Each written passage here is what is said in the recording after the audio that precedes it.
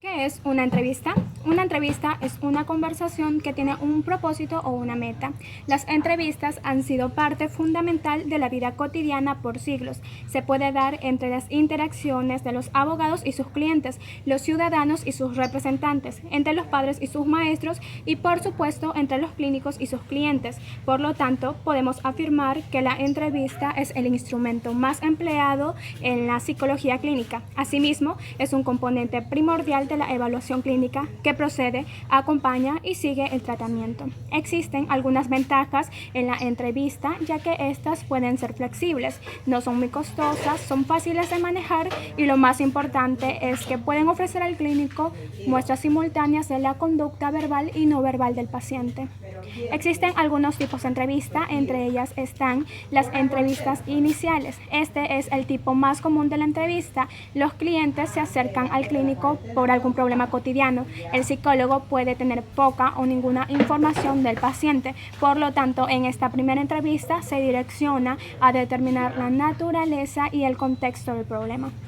Mientras que la entrevista de identificación del problema por lo general suelen ser algún tipo de etiqueta o bien pueden ser algún tipo de caracterización de la personalidad, mientras que en la entrevista de orientación sirve para instruir al paciente acerca de los procedimientos de evaluación, tratamiento o investigación que se llevarán a cabo. La entrevista de terminación habitualmente se incluye una explicación completa del proyecto en el que el paciente voluntario ha participado y una aclaración subyacente de la misma.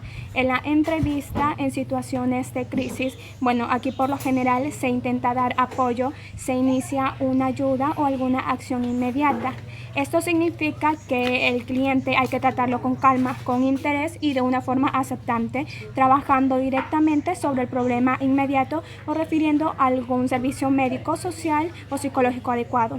La entrevista de observación. En estos casos, la entrevista proporciona una oportunidad para observar las reacciones del entrevistado ante situaciones ambiguas, provocadoras de tensiones o de conflictos. Ahora entraremos al encuadre de la estructura de la entrevista.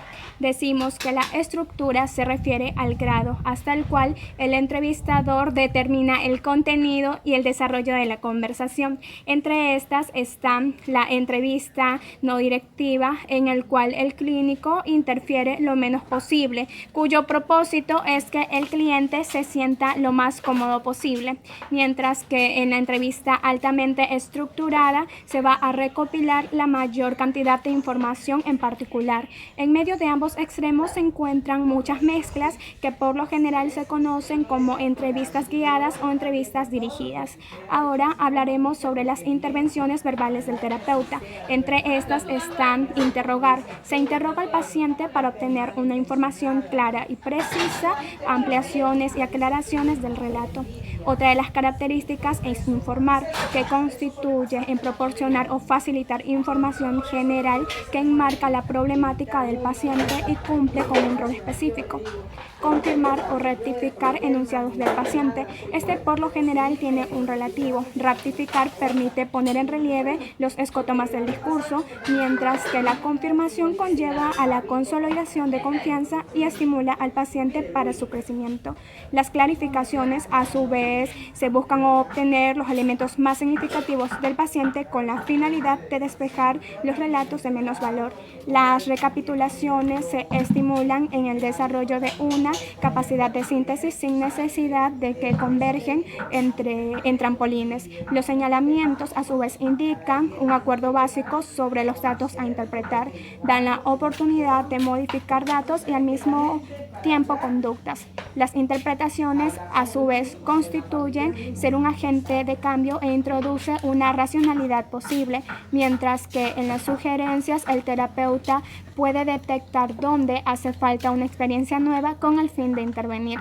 En las intervenciones directivas surgen tanto a necesidades propias del proceso terapéutico, mientras que en las operaciones del encuadre se propone un encuadre a reajustar y de elaborar con el paciente, como por ejemplo el lugar o la duración de las sesiones. La meta intervenciones, aquí designamos un término a aquellas intervenciones del terapeuta cuyo objetivo son sus propios intereses.